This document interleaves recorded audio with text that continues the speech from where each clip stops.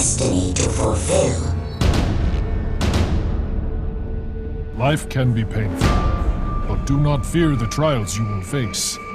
Hard ground makes stronger roots. Much time has passed.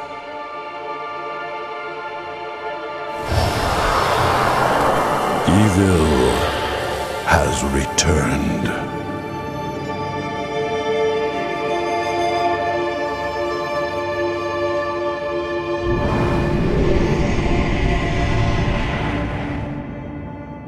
Dramatic intro.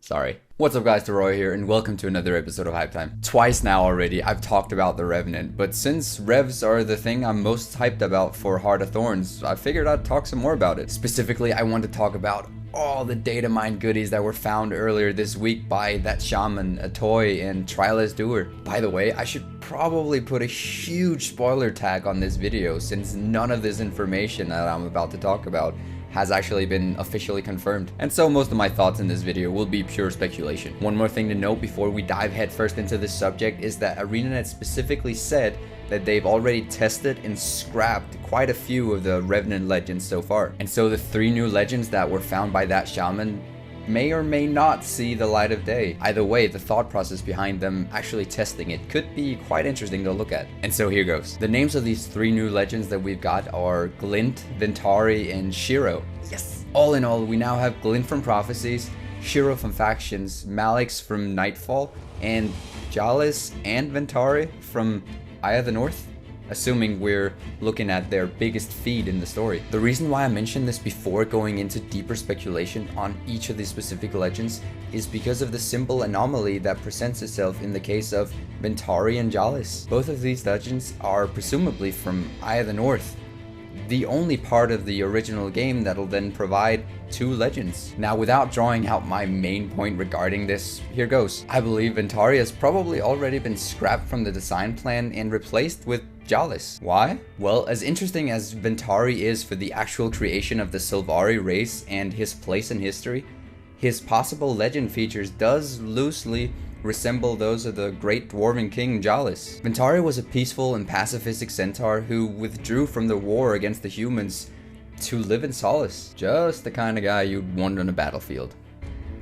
Now, if this guy actually does turn out to be part of the Revenant's arsenal, I guess he would then lean towards a tanky support role, just like Jalis, though Jalis might embody a more aggressive side of this. This idea though is only based off of Ventari's personality traits though, since we never actually saw Ventari use any skills in the original Guild Wars, and so the entire skill set would then be somewhat improvised for the devs to create. Moreover, the current Ascended armor named after Ventari has Nomad stats: toughness, vitality, and healing. The other Ascended armor named after Centaur is the Veldrunner armor, named after Mursa Veldrunner, the paragon leader of that tribe. This set is apothecary stats: healing, toughness, condition damage. Again, a somewhat useless stat combo, unless the Revenant's potential for condition efficiency would outweigh the uselessness of this stat. Who knows? Either way, it seems that the tankiness from Jalis Ironhammer would suffice for revs. We really don't need another tank legend, in my opinion. On another note, the immediate picture of Ventari that was data mined is merely the same look as any other normal centaur in the game. I know that's the same look as his spirit in the Sylvari starter instance, but still this differs wildly from his original look. I mean, even the toy Ventari looks more like the original Ventari than does this thing. All in all, I believe all of these textures that have been data mined in relation to Ventari are merely former test objects. I could of course easily be wrong. Ventari could end up being one of the final legends, with the possibility of it being more along the lines of support instead of so much personal tankiness. Or he could be a Revenant specialization. If so, I beg of you, ArenaNet, at least make him look like the original Ventari. Well, one can hope. Lastly, before moving on to the next legend, I want to mention one thing that you can keep in mind and that I'll return to regarding the other legends later. The 2 already confirmed legends that we have, Jalis Ironhammer and Malix the Unyielding, were loosely assigned to a specific trait line by Roy Kronacker, with Malix inhabiting the corruption line consisting of condition damage and precision, and Jalis being more prominent in the retribution line with toughness and healing, and lastly the invocation line being more in line with the overall legend channeling of the Revenant, here shown representing ferocity and the missing Revenant specific stat. What we're left with then is power and condition duration and vitality and boon duration. This last stat combo could possibly partner up with Ventari's support role if something more suitable doesn't take the spot. As for the trait line with power and condition duration, Shiro Tagachi is a sure contender for this spot. This guy is an all-out badass, and to have him introduced anew into the Guild Wars universe through the Revenant is just way too cool. This would also mean that the current PvE meta of Circer stats would then be embodied in 2 demonic servants of Abaddon. Well, previously when I've speculated on Revenant legends, I've looked at the original monster skills from Guild Wars 1 so as to give me an idea of the skill set that we might see for the Revenant. So far it's worked perfectly, so let's take a look at Shiro's skills. Shiro was an assassin by profession, so he was heavy hitting and had the ability to shadow step with skills such as riposting shadows, which for 20 seconds would shadow step him to any foe that attacked him and execute a counterattack, ultimately leading to him hitting everyone everywhere, and could possibly be this skill we see in the trailer. Next up is Battle Scars, which would let him steal high amounts of health from his foes, and the very notable skill Impossible Odds, which apart from giving him double strike and removing hexes from him, would, for a while, also transfer any conditions from himself to the foes that he hit. Shiro combining either of these two with Riposting Shadow was really something to look out for. Lastly, we have his heal skill, Meditation of the Reaper, which would let him meditate and absorb a good amount of damage, finishing off by stealing a set amount of life from all foes for each second he meditated. All of these skills go very well with the style of the Revenant, and so I wouldn't be surprised at all to see new versions of these skills appear for the Revenant when channeling Shiro. One specific skill was data mined, named Jade Winds, and highlights the use of the legendary Assassin stance. This skill blasts a 600 range AoE stun that turns enemies into Jade for 2 seconds. Wow. This skill seems to be an allusion to the fact that Shiro's death triggered the Jade Wind, which turned trees, people, animals, and water into stone and crystal. As we see here, all the soldiers that were around him turned into Jade, just as the data mine skill would imply. In addition to this Jade Wind, a model of a Jade Chunk was found beside the word Jade Grid, so it may seem that many of the skills related to Shiro could also be inspired by this Jade power. And though the Jade Wind skill does lean more towards the CC heavy aspect, I still believe Shiro will represent power and condition duration, which combined with CC makes for a killer cocktail. Well, the last legend was, as I mentioned, Glint. Glint is actually the first legend we got to see in the trailer, and though it wasn't confirmed at the time, to most people it did resemble her original design. For those of you not too familiar with Glint, she was one of Kralkatoric's champions, released from his bonds by the Forgotten. She later on decided to combat her former master with Destiny's Edge, but was killed in battle. She already has some of her history explained in Guild Wars 2, now that it turns out that the Sephirites were guarding her offspring. The main point to note about Glint is the fact that she more or less has the role of a protector for the other races of Tyria against the Elder Dragons. Now the reason why I mention this is because the trait line for which I argued that Ventari could fit,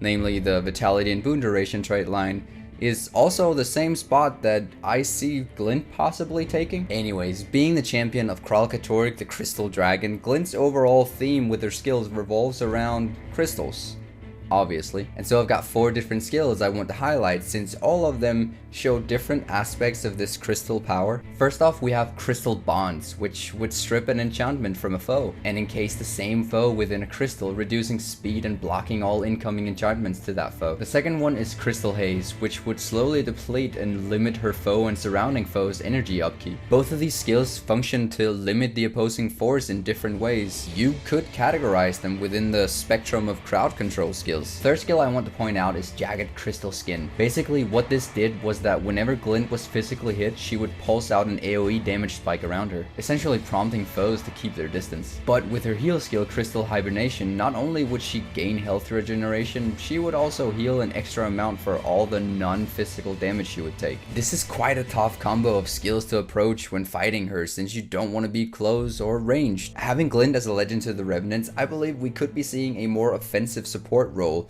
where your enemies might want to distance themselves from you while you're able to full on frontal attack them and still sustain yourself. Where I see the old Centaur Ventari more along the lines of Jalas's regular tank aspect, Glint seems to me to be able to add a lot more differentiating play to the table. But there's also the possibility that we might actually not be able to fully channel Glint, but instead only have a few set of skills associated with her, like the one in the trailer. It could be that even more legends would be available for Revenants, but that most of them won't be fully channelable. That might also be a bit confusing, since those skills would then have to change when channeling the other legends so as to reflect both legends. So yeah, no. Perhaps I'm just reading too much into the versatility of Ainit's decision on legends. Instead, the reason why these 3 legends are also in the DAT file is because Ainit have already decided on these 5 legends to stand. If so, the specific trait line assignment probably wouldn't be the best argument to prove that there should be only 4 legends. I guess we'll see once the last legends are announced officially sometime. As a final note, I want to touch on one more subject regarding the Revenant, which was also data mined throughout the week, namely weapons. Specific weapon skills for the Revenant were found and showed that alongside the already confirmed axe, mace, and hammer, we would also be seeing dagger, shield, staff, and sword, which confirms that the weapon that we all speculated on in the trailer is indeed a staff used in melee. So Revenants are just messing up the entire system, using hammers ranged and staffs in melee. I just wish we at least had more staff skins that didn't look like they would just break on impact. Admittedly, I'm very excited to see the staff's potential in melee, but the weapons that I'm most excited for are daggers and sword. I just really love swords, and I strongly hope that a sword axe weapon combo will offer up the same crazy mobility as was promised to Revs. The specific details of the weapon skills are not set in stone and can be fully changed, and so I won't go into much more detail on these. But a guy posted a very thorough speculation thread on Reddit about all of these skills. And so if you're curious, I recommend you go check out the links in the description down below. I'm literally so hyped for the Revenant to actually launch that I've already went ahead and pre-designed my future Revenant. In this folder, I've stored details on everything from hair, face, height, race, to armor and weapon skins. Even a name, to say the least. I'm hyped. I want to end this with a question for you guys. What do you think about all these 5 legends? Are you disappointed or excited to see these? Leave your thoughts in the comments down below and let's discuss it. That's all I have for this time, guys. Thank you all for watching. Until next time, I will see you in the mists.